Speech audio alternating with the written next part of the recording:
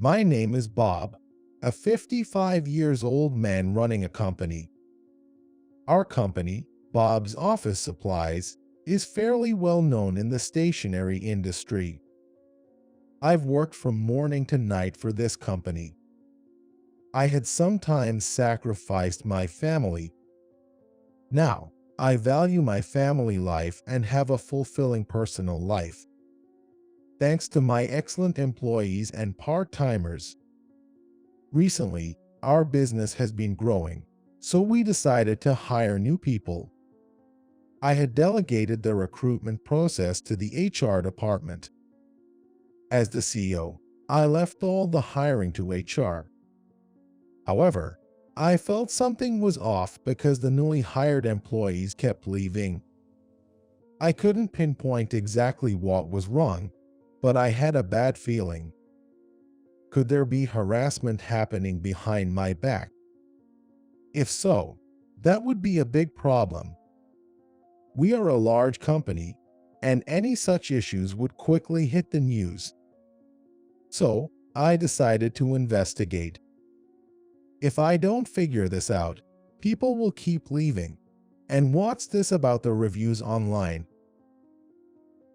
I was concerned about the online reviews of the company. Someone who seemed to have interviewed at our company wrote it was the worst company. Maybe they faced discrimination during the interview. In our hiring process, limiting applicants based on background or gender is prohibited. If that happened, it would be a serious issue. People are quitting, and we are getting bad reviews from interviewees, which has me worried. I need to get to the bottom of this quickly. There's a part-time hiring coming up, and I plan to go undercover for it. After work, I went looking for a wig or something to disguise myself. The wigs were quite expensive. Synthetic ones cost up to a few $1,000s, which even I, as the CEO, hesitate to buy. I can afford it, but can't justify the expense just for an undercover operation. While looking at synthetic wigs, a salesperson recommended a product to me. The wig was synthetic but had a natural-looking part, and wasn't too shiny, so it wouldn't be obvious. It even had some gray hairs, which suited me as a touch of distinguished gray. I'm 55, and having all black hair would look odd, so I chose the gray wig. Then I went to look for glasses. I usually wear contact lenses. No one at the office has seen me in glasses. So I picked out a pair of age-appropriate silver-framed glasses at an optician's that could be ready on the spot. They had a nice, distinguished look. At home, I dug out an old suit that I got from my dad. It's quite worn out. The design is outdated, and nobody wears this style anymore. I'll take this suit to a dry cleaner. When the suit came back from the dry cleaner, I tried it on with a wig and glasses, along with the old, unfashionable gear. I looked like the epitome of an unfashionable middle-aged guy. In this getup, no one will recognize me. Under the distinguished gray wig, my head is shaved, which gets a bit stuffy. I started losing my hair in my 30s and have been bald since. I wanted to be a distinguished gray-haired gentleman, but my hair was gone before that could happen.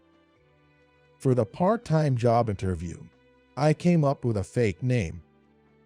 Let's see, what should my name be? I can't be bothered to think too much. I'll just use my brother's name. All right, I'm Lucas. Choosing a name was a hassle, so I borrowed my brother's name, Lucas. I always say ideas are important in the company, but coming up with a fancy name for undercover work is just too much trouble. I thought about names like John or James, but they didn't feel right. So, as Lucas, I was going to the part-time job interview. About 10 people will be hired this time. They are expected to be placed in sales administration, accounting, and general affairs at the headquarters. I wrote that I was applying for sales administration on my fake resume. I was honest about my education. I only graduated from high school. My family was poor, so I couldn't afford college and went into manufacturing right after high school. Then I started Bob's Office Supplies and have been working as its CEO. No one knows my educational background, and I doubt it will come out here. When I entered the company, the receptionist came to ask my business. I'm here for the interview, I said, changing my voice to avoid being recognized as the CEO. The receptionist didn't seem to recognize me. All good so far. I took my pass and hung it around my neck. Then went to the designated conference room on the third floor. Chairs were lined up there, and one woman was sitting. She looked to be about 25. I wonder if it's just me and this lady for today's interview. Then HR's Mike came. Mike doesn't have the best reputation. He's a senior in HR but is known to be harsh with the younger staff. It wasn't bad enough to be considered harassment, so I couldn't really reprimand him. I once warned him, "Don't be too intimidating." I didn't do anything like that. But Mike stuck to his guns. I thought it pointless to nag if he hadn't done anything, so I haven't been able to warn him since. It would be a big problem if Mike was being arrogant during the interview, but I couldn't imagine he would do that. Then again, it might be possible. After all, the people coming in for interviews are trashing us in the reviews. I started to feel more nervous, noticing my hands were sweaty. The woman next to me looked pale, perhaps she was nervous too. I began to worry more about her. Mike told us to come in, so the woman and I entered the conference room. Please have a seat. Thank you. Mike said that, so we sat down. The woman was fidgety and seemed restless.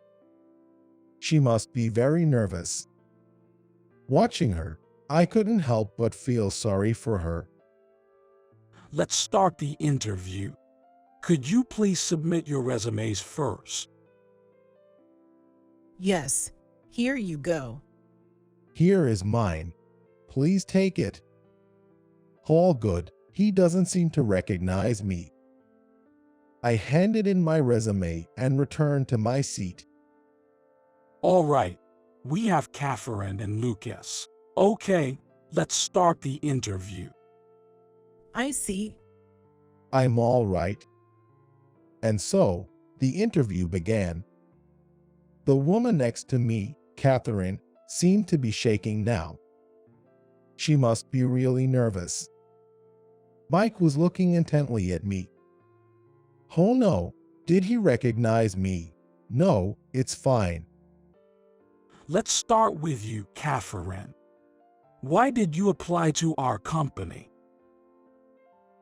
Yes, well, I've always loved stationery, and I especially collected Bob's Office Supplies products because they are so easy to write with. I wanted to work here to help provide useful products to the world. But you applied for a sales administration position, right? Selling to retailers is the job of the sales team, and sales administration is support. Developing new products is the task of the product planning department. It's not really sales administration sending out products useful to the world. Did you even seriously consider your motivation for applying? It seems like you're just making this up. I'm sorry. I just wanted to be helpful to Bob's office supplies. Right. By the way, your resume says you dropped out of college. Why is that? It's embarrassing, but I stopped attending and eventually dropped out. I couldn't keep taking time off. You don't feel ashamed for dropping out. Nowadays, it's pretty bad not to at least graduate from college. It's bold of you to bring such an embarrassing resume here. And the area you live in, well, no offense, but it's known for being rough, right? This downtown area. Well, Are your parents from there too? I won't say much, but it's kind of shady, right? sigh. Mike was clearly being discriminatory. He didn't say it outright, but he was insinuating it. I was shocked. I hadn't expected this kind of behavior during recruitment. No wonder people wrote such scathing reviews. The interviewees must have felt deeply hurt and frustrated. Being criticized for their education or where they live would upset anyone. Then Mike showed Catherine a pen. Just one of the ordinary ones we make. Here are 2 pens. I'll give one to you. Take it. Thank you. Now, I already have a pen. Try to sell me the one you have. Any pitch will do. Make me want to buy it.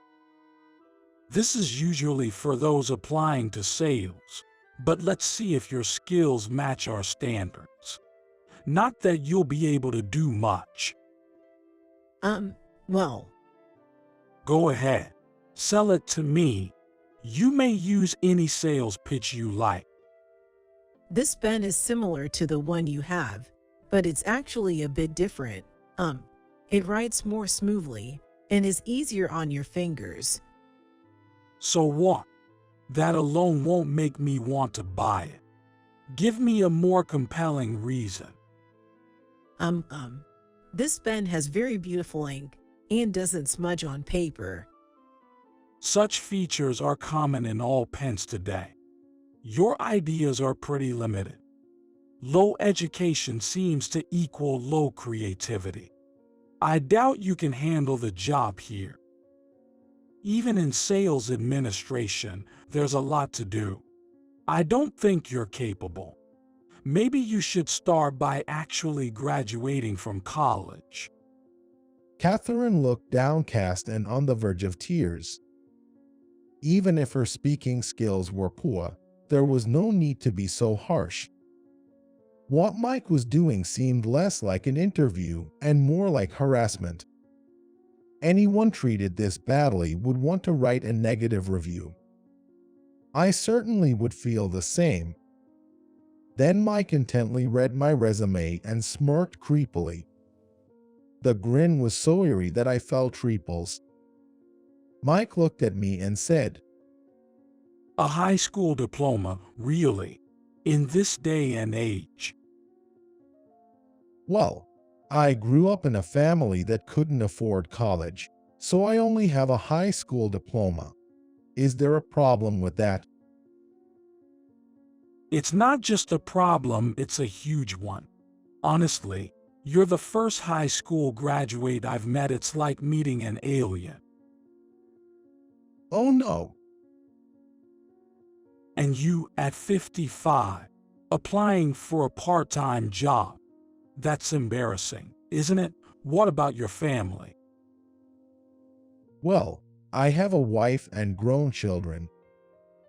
So think someone married you. She must have peculiar tastes. Oh, looks like you don't have much money either. Wearing that old, unfashionable shoe. Living a poor life. Right. Middle-aged part-timers are really the bottom of the barrel. Well, maybe it's time for this undereducated middle-ager to leave. No point wasting more time questioning you. This is futile. "No way. It's over. Yes, interviewing you is a waste of time. Now off you go. All right, then. Thank you for your valuable time. And I left the room alone. Mike, still unaware of my true identity, was laughing foolishly. Well, he can laugh all he wants for now. He will be sent to hell sooner or later. The next day, Mike started talking about the interview the previous day. As I had asked him to report on the part-time hiring, he laughed, saying only the undereducated showed up. I almost burst out laughing at the combination of a college dropout woman and a high school educated middle-aged man. Never thought we'd attract such bottom feeders. The woman looked like she was about to cry, and the man, well, his suit was so worn and tacky. It's amazing they even applied to our company. They really don't know their place. Well, I think you're the one who doesn't know your place. What? What are you talking about all of a sudden? Mike looked confused, not understanding what I was saying. So, I thought I'd explain it to him nicely. I wonder what his face will look like when I tell him everything about yesterday. I'm being rather mean, aren't I?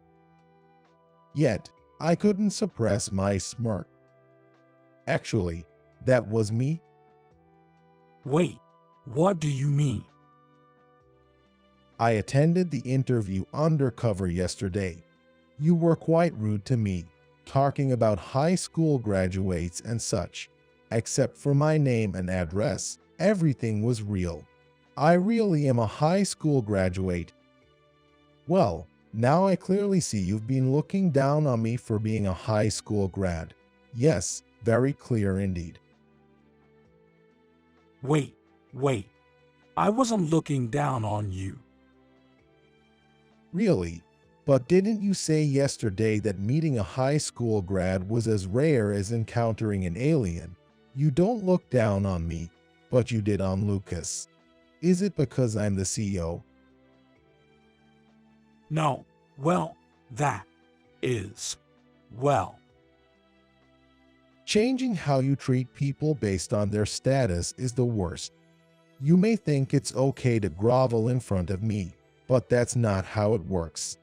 You have to be fair to everyone. You're in HR, right? Isn't it your job to care about employees, think about their benefits, and make the company a better place to work? And you're in charge of hiring, too. HR is the face of the company. Yes, exactly. You might not be the star like the sales department, but HR is what people see first.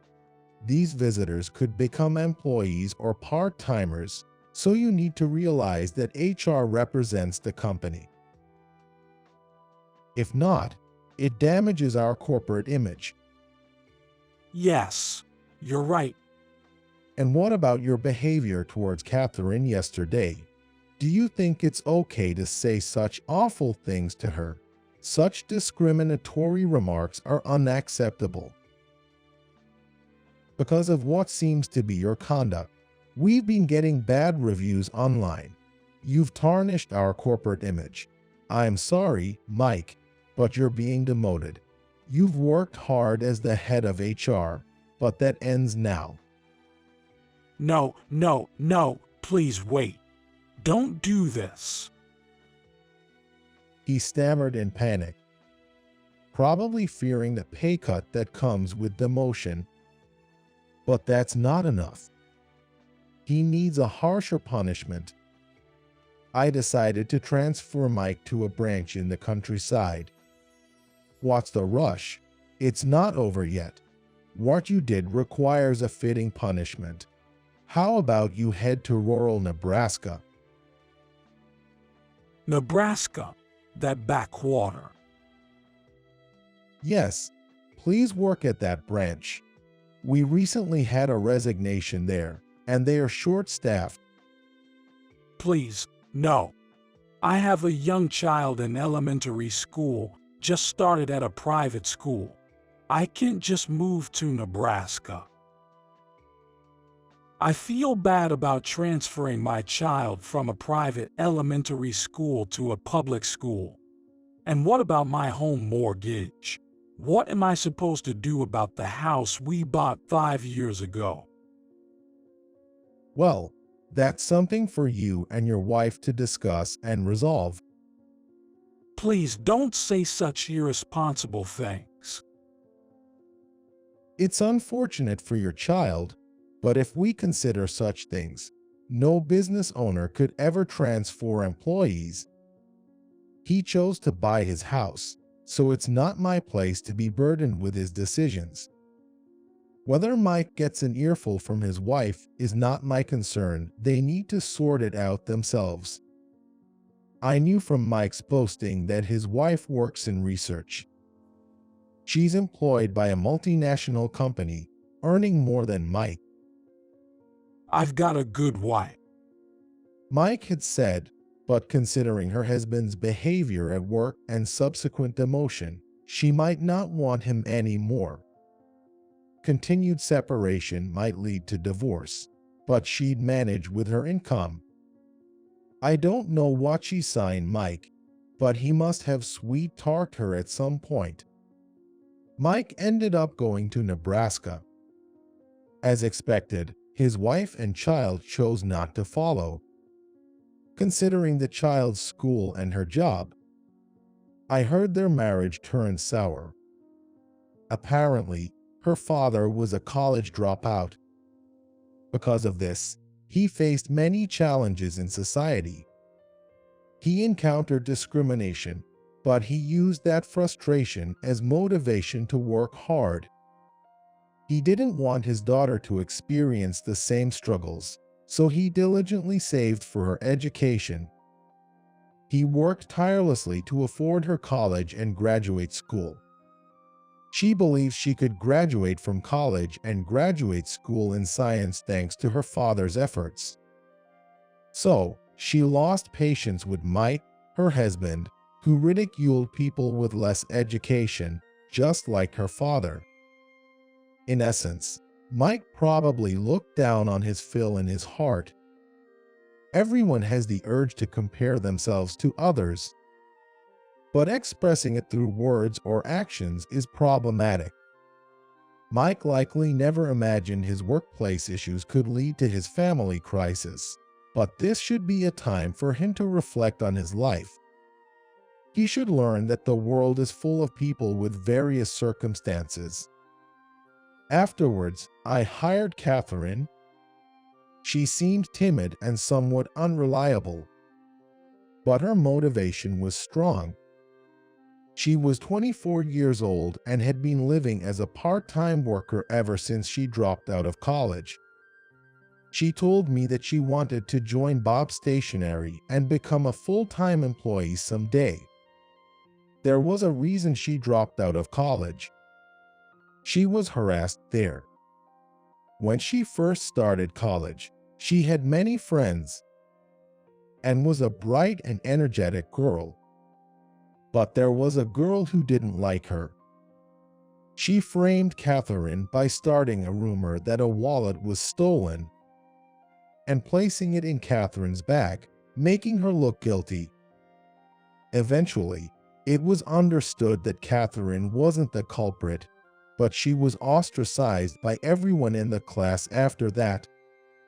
Being at the top of her class before, she lost her place because of this incident, and she stopped attending college, leading to a reclusive lifestyle. Realizing she couldn't continue this way, she quit college and started working jobs like in convenience stores. However, she struggled to find stable employment and never secured a full-time position. Watching her aging parents, she feared she might end up caring for them while still working part-time jobs, which terrified her. I thought maybe I could change here, at Bob's Office Supplies. There's a chance for full-time employment, and I have fond memories associated with this company. Fond memories? What happened?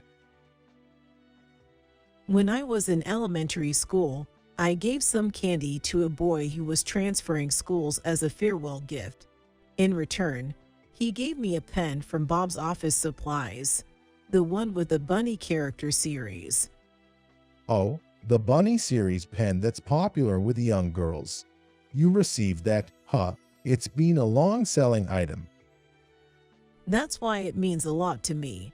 I still keep that pen with care, and I've always hoped to meet that boy again, but I don't know where he lives now. It would be nice if you could meet. He was your classmate. After all, he should remember you. Catherine must have had a crush on that boy.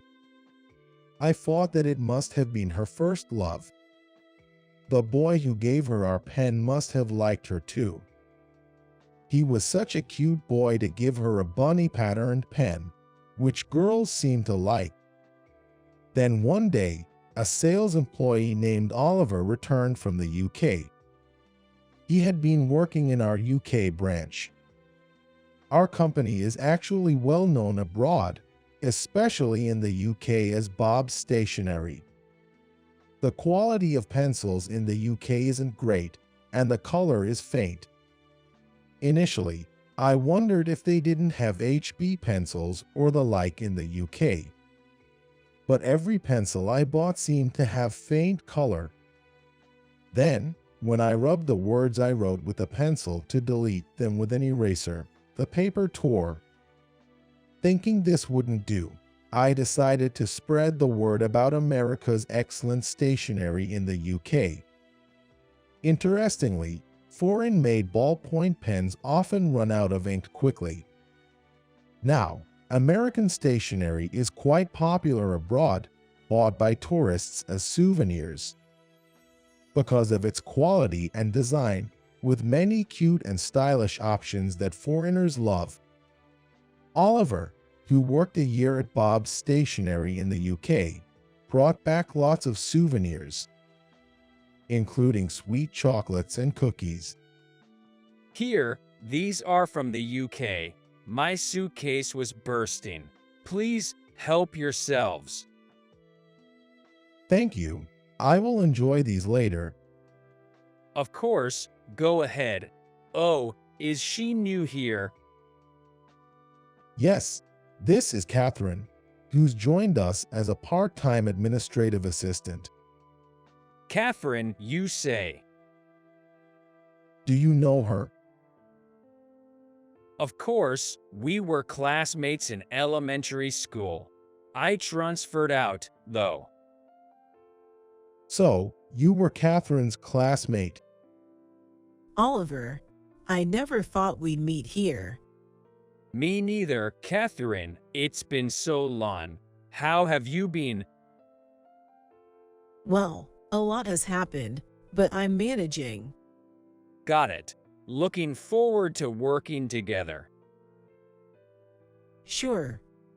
What an unexpected and emotional reunion. The boy Catherine spoke of, who had transferred schools, was Oliver. Oliver giving her a pen from Bob's Office Supplies back in elementary school. How sweet. Catherine and Oliver worked well together at the office, finding good synergy in their tasks. Although Catherine had never done office work before, her intelligence allowed her to quickly grasp and master the tasks she was taught. The senior employee in the administrative department was impressed by her work. Oliver found it helpful how meticulously Catherine handled the tasks he assigned to her.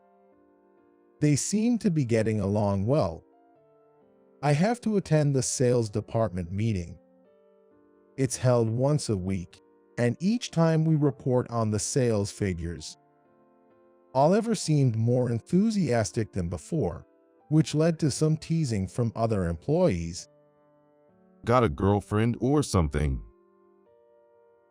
No, that's not it. I don't have a girlfriend. Well, it doesn't matter. But you've been really enthusiastic lately, Oliver. Just don't overdo it and take care of yourself.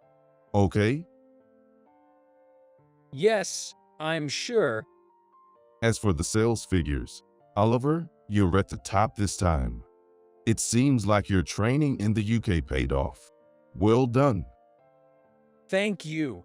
I really felt the importance of identifying new needs there.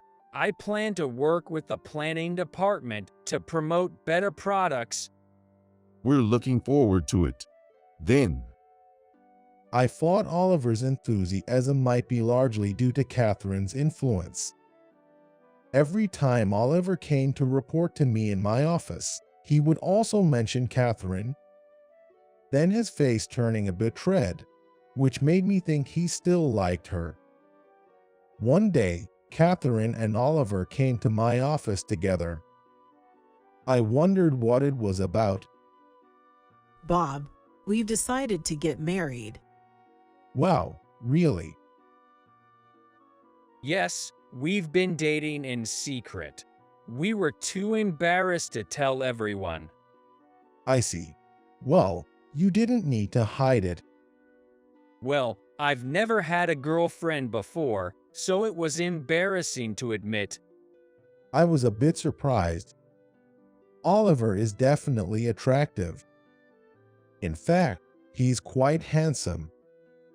I had assumed he'd been popular with women and gotten a lot of attention, so finding out he didn't have a girlfriend was unexpected. But maybe he was shy. Catherine, standing beside me, was looking down, but I caught a glimpse of her face turning red. In a soft voice, Catherine said to me, I want to keep working here even after getting married. Can I continue to work here while balancing family life? Of course, you can. The administrative team says they can't manage without you. We'd be in trouble if you left. Really, that's a relief. I was worried I'd lose my job now that I'm getting married. We're not an old-fashioned company that would ask you to quit because you're getting married. Would you like to become a full-time employee? We'd love for you to take on more responsibilities. Am I a full-time employee? I was indeed attracted by the chance of full-time employment, but are you sure? I don't feel confident. I'm confident you'll do well, Catherine. Please have faith in yourself. Okay, I'll do my best. Catherine responded energetically. She's capable, and I'm sure she can balance work and family life well. Oliver is also kind, likely to help with household chores. I was invited to their wedding, which was very touching, and I found myself crying as much as their parents.